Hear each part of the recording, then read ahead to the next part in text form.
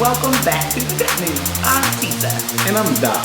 And we are excited and delighted to be here with you another week full of good news. I love some good news.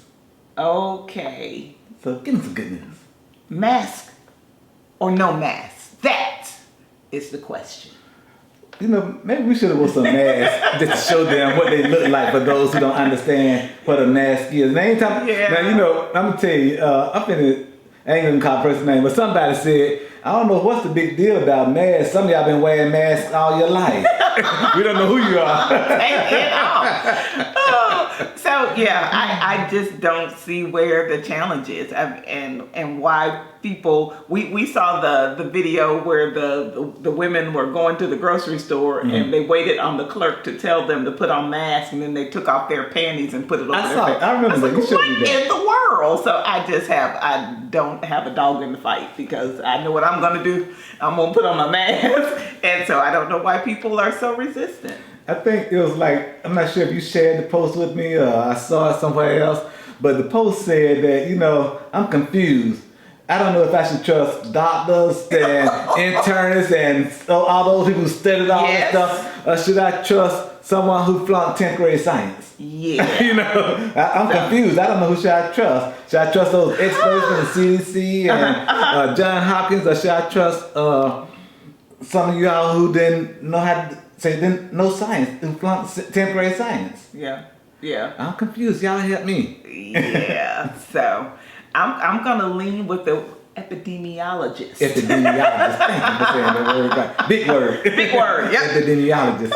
Well, other than the mask or no mask, the thing that came to me today is because we are learning so much more about coronavirus. You know, your president says it's got too many names. That's why we can't. That's why we can't win. It's COVID-19. It's coronavirus. It's SARS. Well, he could have been a doctor because his uncle was a doctor. Why he didn't know? I mean, it's all these different names. So, but COVID-19, one of the things that we were hopeful for initially is that, when it get hot, the summer will kill it. Well, it's 120 degrees in Texas and right behind that in Florida, and that has not proven to be the case. So if the summer don't kill it, what's going to happen when fall and winter come? So it's just so amazing how we have these specialists, epidemiologists, and all of these people that are working on this virus, and we're learning so much, but we just haven't been able to get ahead of it to put some responses in place that are able to slow the spread, flatten the curve, do all those things we're trying to do. It's just so interesting how much knowledge we have and have gained, and we're still losing. We lost C.T. Vivian and Congressman John Lewis this week. The Right Reverend C.T. Vivian was a pillar in the community. Yeah. He was one that a lot of people went to for wisdom and advice, and just had this strong sense of this presence. Yeah, that's it. It really is, and people don't recognize that as ministry. Just you being someplace that will just straighten up some of the things that might have happened. Just because you were there, things were different. I thank God for his life. Yes. I thank God for the impact he had on ministry here in the Metro Atlanta area and nationwide. And the same with Congressman John Lewis. Congressman John Lewis, he fought all the way for the rights of people who were disenfranchised, all the way up to his last breath. And that is our hope for everyone who is living, that you have an impact on somebody else, that you make this world a better place by your having been here. And both of those men can assuredly say and rest well with jobs well done.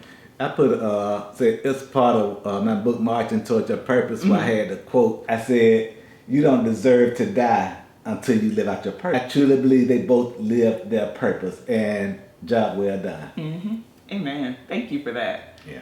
And so that's a great segue into our breakdown of the message we had today. Yeah. I didn't preach. I didn't preach either. You didn't preach. We had a guest preacher, and we were surely blessed. Michael Ware delivered a word from on high to Champions for Christ today, and we were surely blessed by the preparation that he put into the message and the delivery.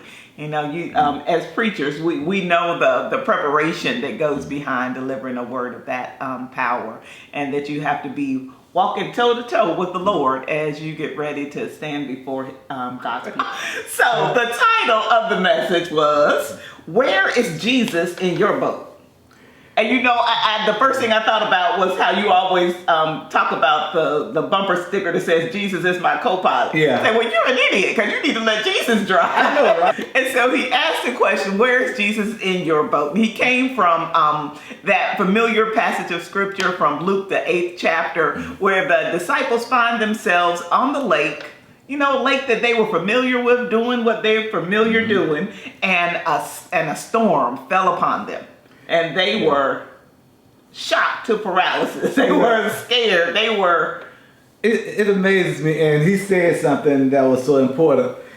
Even us as disciples allow fear into situations where faith should be. Come on. And it was funny because he said, notice what they didn't do.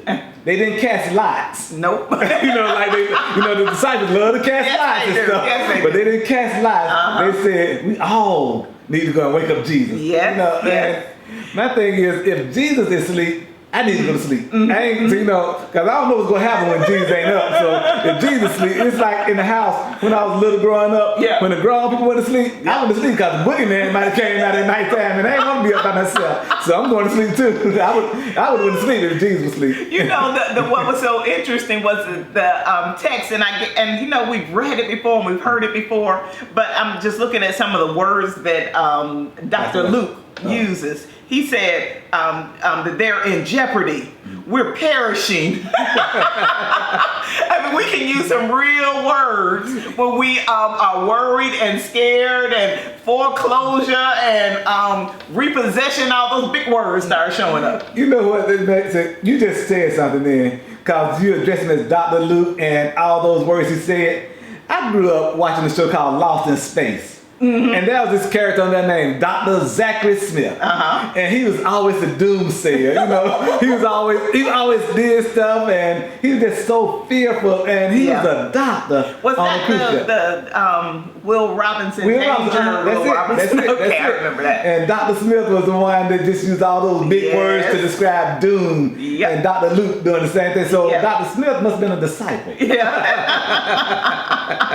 And so, of course, this passage is talking about how we, even though they were with Jesus, how we can be Bible-toting, professing Christians, and can tell you some things, speaking to somebody else's life. But when something comes to us, then we operate out of fear first. Even if we do like the disciples and go to Jesus later, we operate out of fear first, and how to just turn that around in our lives. And you know, one thing I think it really said, a point that was made too that made me feel good throughout the message was when he talked about how he believed what the Bible says about, and he gave examples of we wouldn't know who Daniel was if he wouldn't have went into the lion's den, and we wouldn't have knew about the 3 Hebrew boys if they wouldn't have went into the fire furnace and put God to the test by trusting the process. And I love how he said trusting the process. And he went on to say that trust is the process. Trust is the process. Trust is the process that gets us to faith, that gets us to believe, that gets us to, okay, why are we up here perishing when we got Jesus? What we have to do is go where our help comes from. And you know, I love how this stuff unfolds. It made me think about one of your favorite NBA players that you made his name speaks loud to me. Joel Embiid. The process. I love it. So it is important for us as Christians, no matter what the storm looks like, to remember that our God is bigger than any storm. He went on to read some more from Romans, and our boy. He had a shout when he started getting wrong, especially when he went to the 31st to 35th verse. Yes, and God is for us. Who can be against us? You can't read that text and don't expect somebody to tell the church up with a shout. Yeah. You know? What do you think the boat was going to do with Jesus in it? You know, The boat would have saved itself. Yeah, the water was, oh, Jesus in here, you know. And I love how a lot of times you read in the Bible, this was for the benefit of those. Yeah, you know, that was for the benefit of the disciples. Don't you know who's in your boat? Yeah, yeah. You know, it was like the opposite of another person who had the name of Jay in the boat, and the storm came. You know, they had to throw him overboard. your favorite prophet. Jonah. He's a good prophet. And so one of the and Pastor Ware went on to use some big words too. Yeah, he did. He gave us the concept of homeostasis. And that just means that we're always trying our bodies. You can work out and lose 50 pounds, but your body has a set point that it wants to be at. And it's going to try to do everything it can to get back to that set point of where it feels safe. So, you know, trying to get back to that place that you're supposed to be. And I thought about Dorothy from The Wizard of Oz. Yeah. I wish I were home. You know, so that homeostasis, it just spoke volume to how we interpret what it is for us to be children of God. Yeah. And fear and faith can't operate in the same place. And so, you know, it goes back to what you said last time was that after you've done all you know to do. Yeah. So don't stay there. Go directly to the source of our help. I can't imagine having Jesus right there and being in fear. And he closed us out with some good words from his great granddad and his granddad and just some great men of God that have poured into his life. And he talked, amen. What third generation pastor. Yes. Goodness gracious. So he talked about that our what happens depends on our view.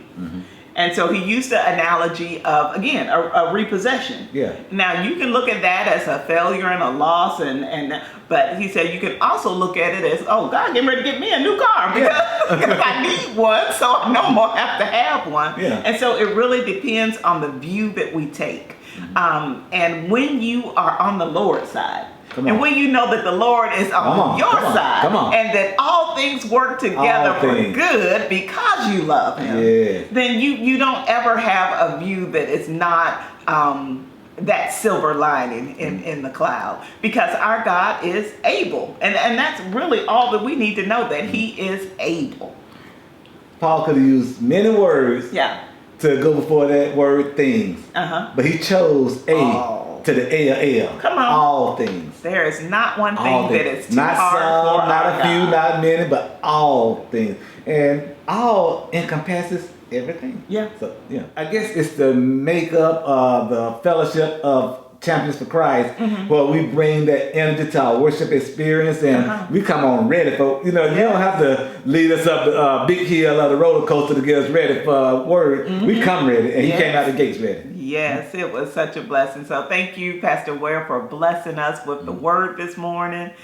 You have definitely encouraged us so that we can make it through this week that we have not seen before, and we don't know what's prepared in it, but we are ready. You know, I hope and pray that other churches could have something similar to what we have and having some of this great work. I've been privileged and honored to have two of God's greatest preachers preaching at Champions for Christ and joining me in this ministry throughout this pandemic. And it has made this whole pandemic more bearable, more understandable, and more to the point that we know that this is not the end. That's it. And I just thank God for the team that God has put around me, those who support Champions for Christ, and those who enjoy good news. That's it. And we want to thank each and every one of you for tuning in each and every week to celebrate the goodness of God here with us. There is always good news in the Lord.